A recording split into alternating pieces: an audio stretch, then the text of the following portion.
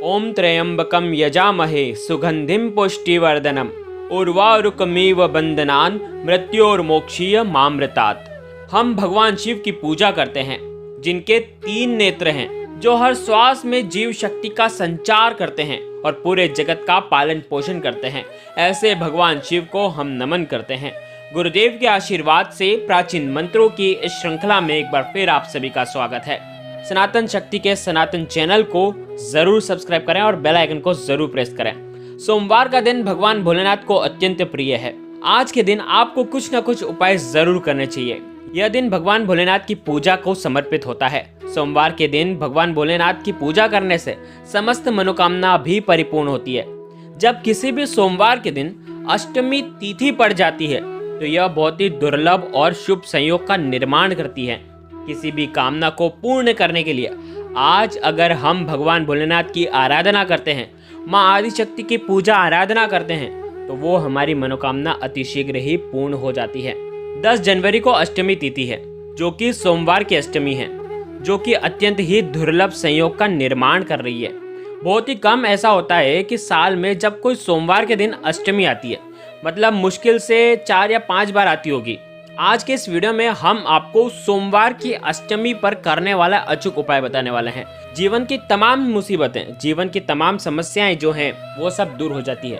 तो इसीलिए इस वीडियो को अंत तक जरूर देखिएगा।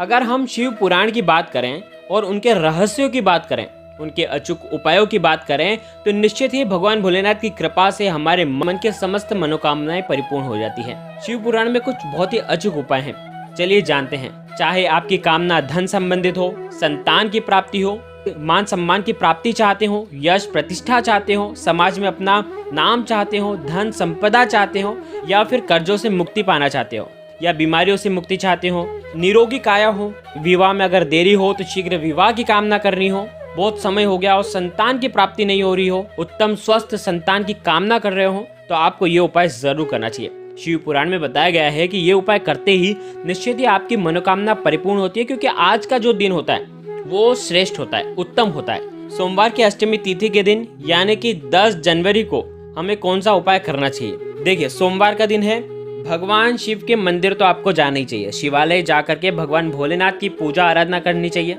अगर आपके घर के आसपास कोई भी बिलव का वृक्ष है, यानी कि बेलपत्र का अगर वृक्ष है, तो वहां पर आपको उत्कृष्ट उपाय करना चाहिए। अगर बेलपत्र के वृक्ष के वहां पर शिवलिंग स्थापित है पहले से ही, तो उसी शिवलिंग की आपको पूजा करनी चाहिए। नहीं तो आप आपके घर से भी शिवलिंग ले करके जा सकते हैं। देखिए, ऐसा कहा जाता है कि आज का जो दिन रहता है वो भगवान शिव और माता पार्वती के मिलन का दिन होता है। और साथ ही साथ जो बेलपत्र का जो वृक्ष रहता है, बिलव का वृक्ष रहता है, वहां पर आज के दिन लक्ष्मी माता का भी वास होता है। तो बहुत ही उत्तम सहयोग रहता है और इस प्रकार से हम लक्ष्मी माता को प्रसन्न कर सकते हैं। देखिए, आज के दिन लक्ष्मी माता को प्रसन्न करना बहुत ही आसान हो जाता है। किस प्रकार से करेंगे, आइए जानते हैं। अगर बिलव पत्र के नीचे शिवलिंग है तो आपको शिवलिंग का विधिवत पूजा आराधना करनी चाहिए। शिव पुराण के अनुसार बिलव पत्र के नीचे स्थापित शिवलिंग के पूजा करने मात्र से जन्म जन्मांतर के समस्त पाप नष्ट हो जाते हैं।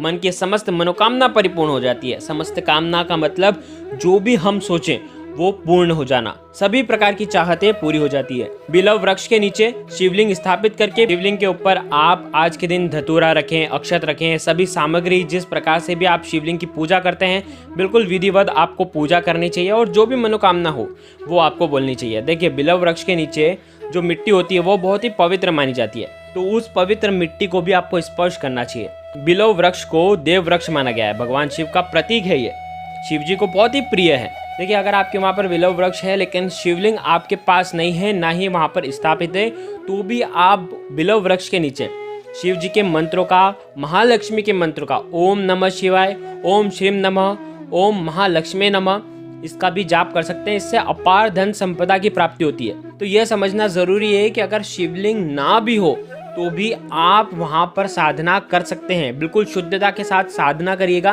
ताकि आपकी हर मनोकामना परिपूर्ण हो।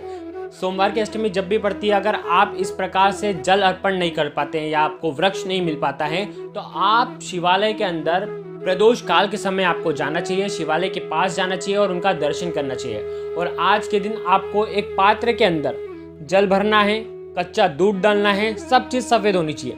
उसके बाद आप शक्कर के दाने भी डाल सकते हैं उसके अंदर, सफ़ेद फूल आंकड़े के पुष्प भी डाल सकते हैं। साथ ही साथ आज के दिन आपको 11 साबुत चावल के दाने उस जल के पात्र के अंदर डालना चाहिए। ओम नमः शिवाय, ओम नमः शिवाय, इस मंत्र का आपको जाप करना चाहिए, या ईदम अक्षतम ओम नमः शिवाय, इस मंत्र का भी आपको जाप करना चाहिए। दोनों में से कोई से भी एक मंत्र का जाप कर लें। ईदम अक्षतम ओम नमः शिवाय कह करके आपको एक चावल का जो दाना है वो जल के पात्र के अंदर डालना है। ऐसे 11 बार आप मंत्रों का जाप करेंगे और 11 दाने आप चावल के उसके अंदर जल के पात्र के अंदर डाल देंगे। ध्यान रखें, जो चावल आप जो अर्पित करेंगे भगवान शिव को, वो खंडित नहीं होने चाहिए। चावल जो होता है वो पूर्णता का प्रतीक माना जाता है। खंडित चावल, अगर टूटे हुए चावल होते हैं तो वो शिव जी को नहीं चढ़ाए जाते। अगर आप टूटे हुए चावल शिव जी को चढ़ाते हैं तो इससे दारिद्रता आपके जीवन में आती है। ध्यान रखें, लक्ष्मी जी आपसे रूठ जाती है, लक्ष्मी आपके घर में नहीं आती है और दारिद्रता आपके घर में आती है। तो आपको टूटे हुए चावल नहीं अर्पित करना है। अगर आपके पास आखे चावल, साबुत चावल के दाने नहीं है तो भले अर्पित ना करें, लेकिन खंडित चावल आपको अर्पित नहीं करना चाहिए। चावल को अक्षत कहते हैं, जिसका क्षय ना हुआ हो। उसके बाद इस जल के पात्र से आपको अभिषेक करना चाहिए। ओम नमः शिवाय, इस मंत्र का आपको जाप करना चाहिए। महामृत्युंजय मंत्र का भी आप जाप कर सकते हैं।